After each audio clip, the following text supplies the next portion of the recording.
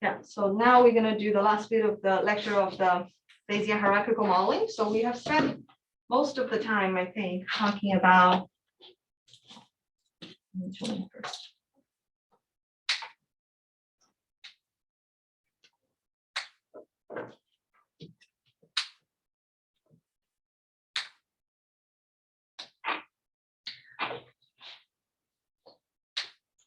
All right.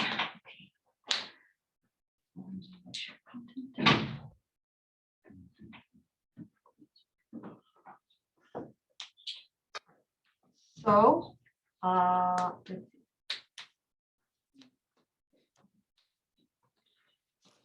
All right, so what we spent time before last week is mostly talking about the motivation of why we want to do hierarchical modeling, and then different approaches to modeling when you have observations in group. And then we introduced the hierarchical model with a two-stage prior in a hierarchical model. And then we spent, I think, last Friday mostly for doing MC-MC simulation using JAX and look at the outputs and different aspects of understanding hierarchical models. So I only have two comments left, I think, or two types, there are two tiny bits left to discuss on this. So the first one is, if you remember the hierarchical model that we have done, which let me back here, I guess. Yeah, so this is pretty much the entire model specification. If you remember, equation 12 is the data model, and we have a shared sigma, and then a group specific mu j as the mean, and shared sigma as the standard deviation, and then we have a two-stage prior for the mu. So in this case, for the mu j, so in this case, we have all of the mu j's and the sigma, and then the mu and tau, they are the hyperparameters, and then the rest of the model. So we also show you the graphical representation of the hierarchical model itself. So you can realize that we have data here, but then everything else are parameters or hyperparameters that we need to give prior to, right? And then do the MC-MC estimation and all that. So one thing I want to say is you will see that, which we have been talking about before as well, the data model is a normal, right? And then we are using a normal for the prior itself for the mu j. And then for the rest of it, we're using normal and gamma everywhere as well. So at the end of the day, we're still using the common prior or hyperpriors that we have been learning, okay? Because for the normal model, for the mean, if the mean is unknown, if we use a normal prior for the mean, then you know that we can actually derive the full positional posterior accordingly when we're dealing with the Gibbs sampler lecture.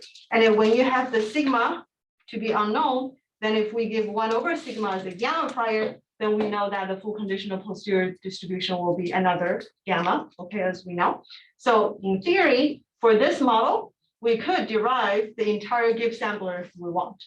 So what that means is, well, I can write out my model and I can derive the posterior, full conditional posterior for the mu j's, and also that for the mu and tau, and also for the sigma.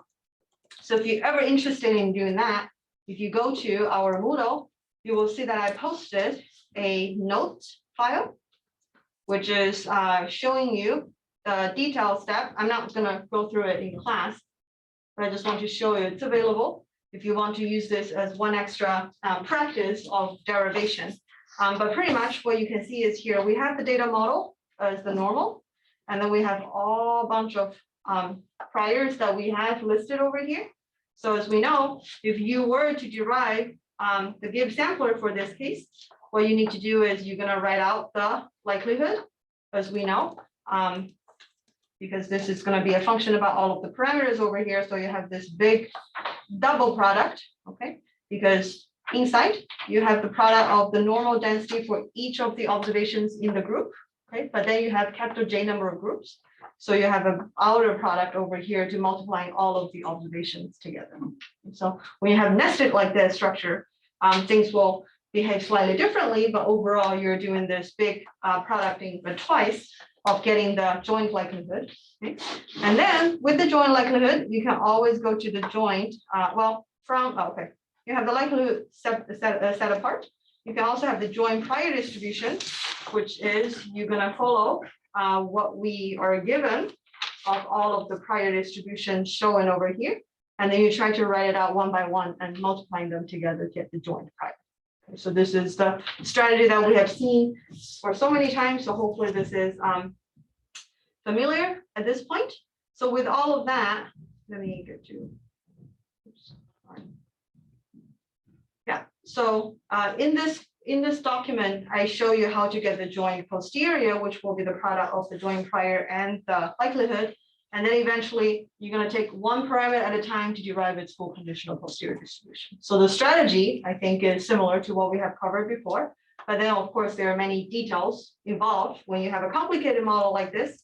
But what I want to say is because of the priors that we're using, they're all conjugate. So the full conditional posterior for mu is another normal. Okay. So if you use Gibbs sampler, you're going to code a normal for that. For 1 over tau, it's another gamma, as you can see in equation 12. So if you're coding a Gibbs sampler, that will be the form that you're going to use for sampling 1 over tau squared. And lastly, for the other parameters, for the mu j, each of the mu j is another normal. Okay. And then for 1 over sigma squared is another gamma. Okay. So there are a lot of derivation. If you want to use this as one more exercise, as example of doing Gibbs sampler, I strongly recommend you to check it out. This document that I posted on Moodle.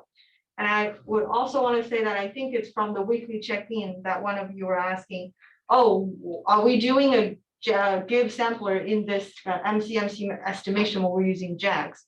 So JAX is the software that can do MCMC for you. Okay. In theory, I would guess in this model that we're dealing with, because we can actually technically derive all of the full conditional posterior distributions. So it's likely that JAX is doing Gibbs. Okay. But JAX, on the other hand, they also pick, I think, the most efficient algorithm for a particular parameter. So I don't think we can know for sure that JAX is performing a Gibbs specifically for this example. But at the end of the day, I think what we need to do from now on, like I said, is using JAX instead of deriving all of the full conditional posterior distributions to write your own code. We're going to rely on JAX to do the MCMC estimation. But the key is, well, you need to know how to write JAX code.